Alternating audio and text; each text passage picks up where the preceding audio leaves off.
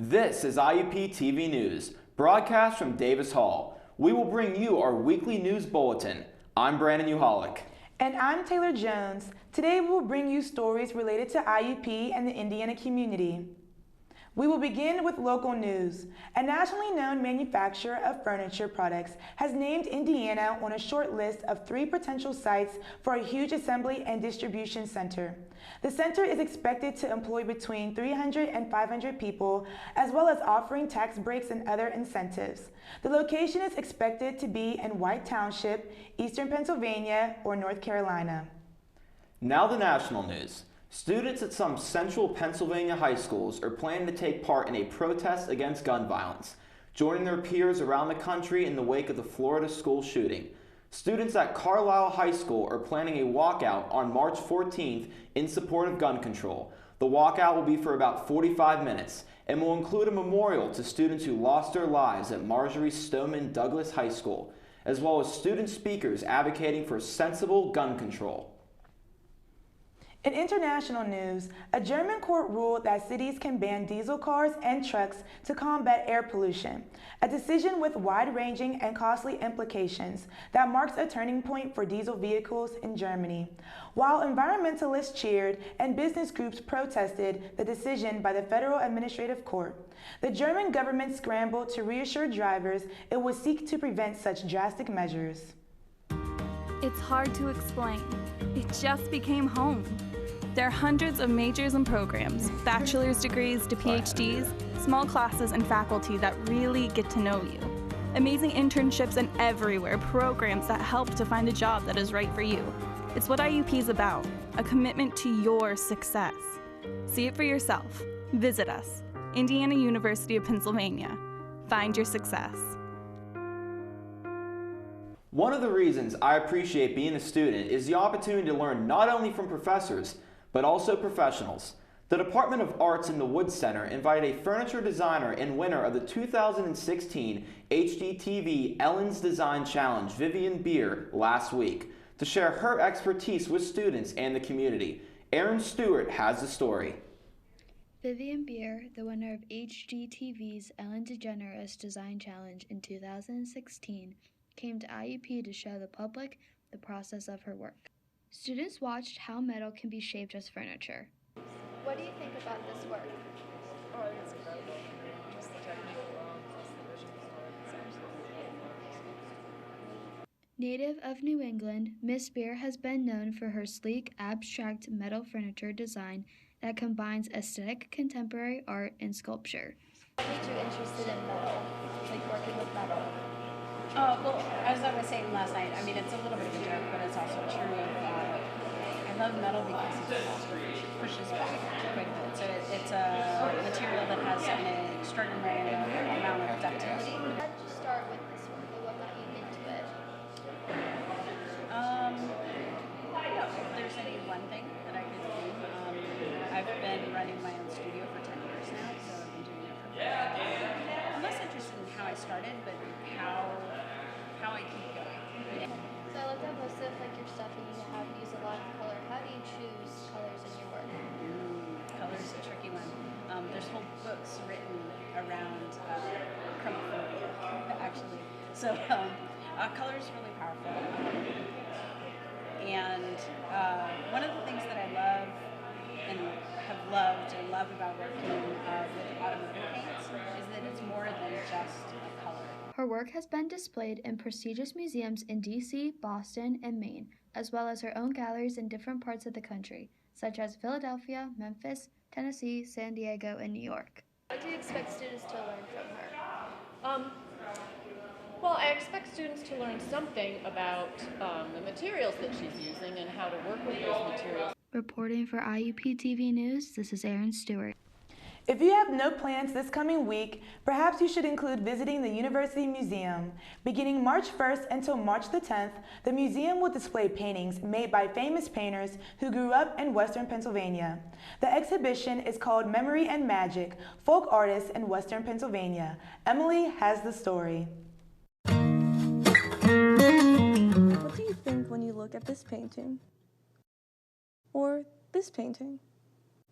This style of art is known as folk art and it is being shown at the University Museum here and at IUP in an exhibit called Memory and Magic, Folk Artists in Western Pennsylvania, showing sculptures and paintings from various artists, such as Earl Deemer, Eunice McCloskey, and even some unknown artists.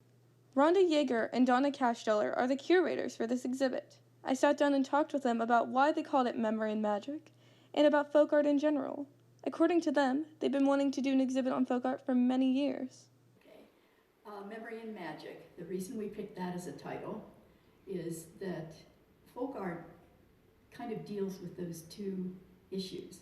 Memory, you see a lot of the paintings, Richard Cooper's paintings and Eunice McCloskey's paintings kind of record everyday life in Western Pennsylvania at the time they were painting. And in a way, it's also kind of a nostalgic look at life in Western Pennsylvania. It wasn't always as pretty as it appears in those paintings. So that's the memory part. And the magic part is covered by someone like Mary Hamilton, because folk art also deals with myth and culture and spirituality, and magic just kind of encompasses all those issues, we thought. And folk artists in Western Pennsylvania, that's what we're dealing with here. Exactly. Some of the art has a lot of story behind it. This painting by Linton Park is one of his 13 remaining, after the creamery in which his studio was in burnt down back in 1904. Park is also known as being an inventor and had a very interesting life, according to Yeager. He worked in the timber industry, we know, for a little while, but we don't know exactly what he did. But of course, this is a memory. This is a memory back from 1885 when they're doing actually flax scutching a bee.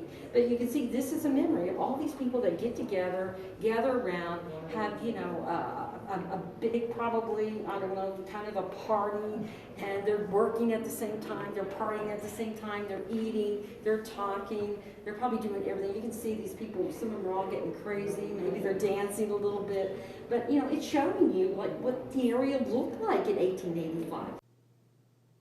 Other art was given specifically to the museum by the artists themselves, like the work from Eunice McCloskey, who gave the art back in the 1970s. She also had a lot of connections with the school.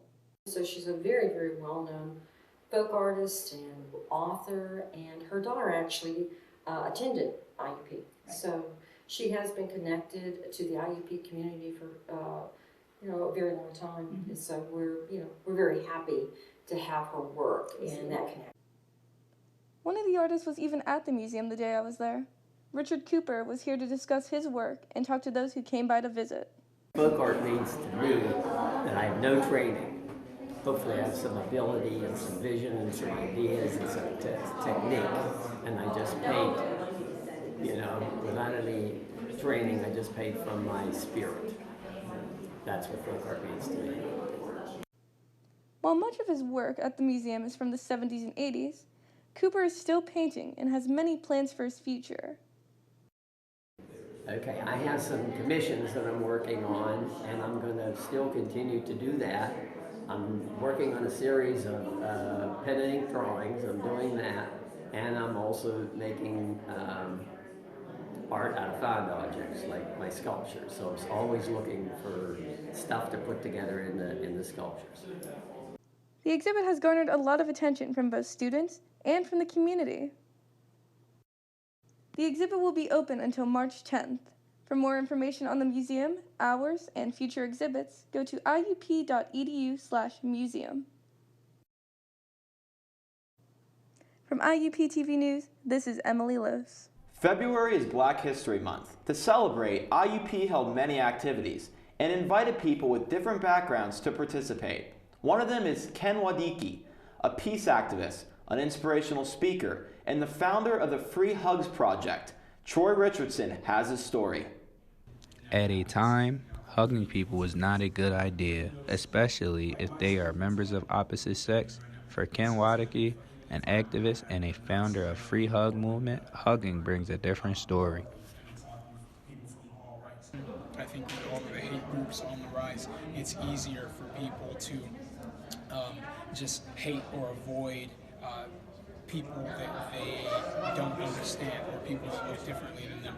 And instead, I see that as an opportunity to learn and love others, to be able to step out of our comfort zone and be able to say, that person may not look like me, we may not have the same upbringing or experiences, but that's more of a reason why I want to learn more about them. Growing up poor in San Diego, California, and being homeless for some time, he understood the importance of connection, human kindness, and love to each other despite our differences. For him, his two role models guided him in his work.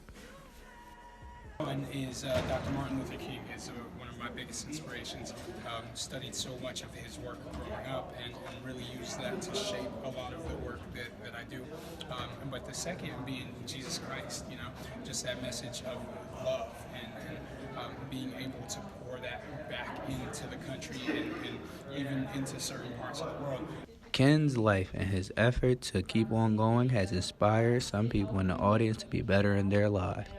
What did I take away from it? Just that, there is so much hate in the world, and that we as young people, and especially me being a basketball player, I have a tiny platform compared to his, but to just spread love and just let people know that it's okay to be different and we're all just human beings and we're just all here trying to reach the same goals, and with encouragement and support from each other, that's how we're really going to reach the top.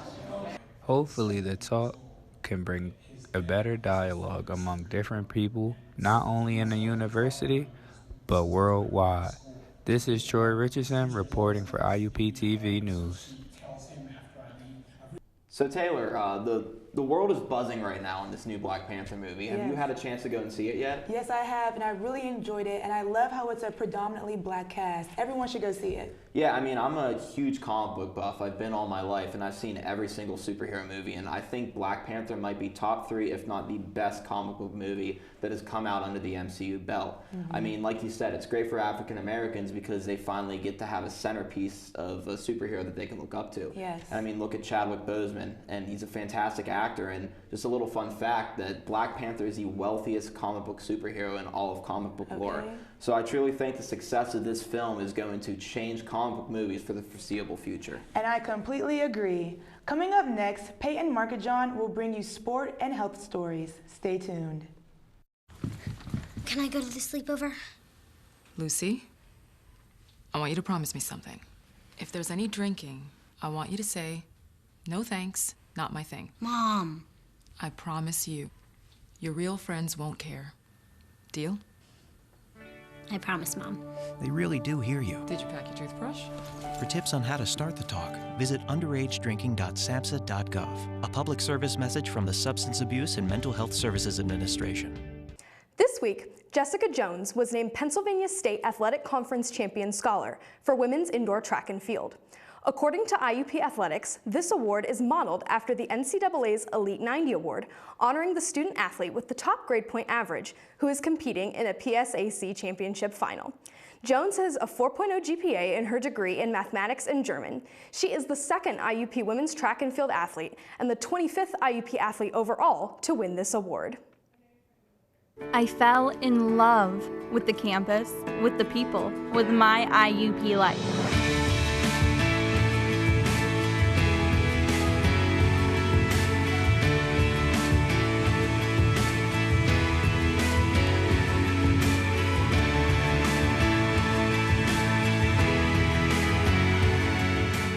See it for yourself. Visit us. Indiana University of Pennsylvania. Find your success.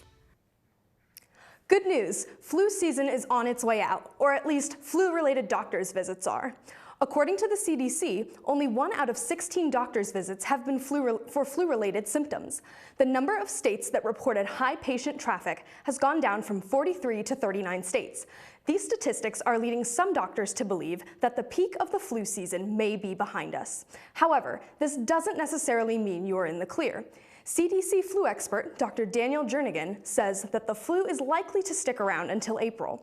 He advises people to still get a flu shot if you're worried and haven't already done so. Receiving a Jefferson Award for public service was an honor I will always cherish. I've known since I was very young that I wanted to help make a difference, but I didn't create an organization to win an award. I did it because as a teacher, I believe all kids deserve a good start and a shot at high achievement. I'm April King, a graduate of Indiana University of Pennsylvania. Get my story at iup.edu. No, March 2nd is Read Across America Day. It's like a reminder that we should read regularly. By the way, do you like to read? Taylor, I love to read. I mean, during the summer, I try and knock out as many books as I can, but during the school year, it's really tough with all the textbooks that they provide. I really can't find myself the time to pick up a book during the semester that isn't a school book. But how about you? Have you read any fun books of late? Actually, I don't remember, but I might not be the only one. Our reporter, Jackie Gillis, went around IUP and asked the people about their reading habits. Welcome back to Hawk on the Block. Today I was asking students what the last book they read was and why, in honor of Read Across America Day, March 2nd. The last book I read was Fahrenheit 451. I had to read it for a class. My favorite part about the book was the characters.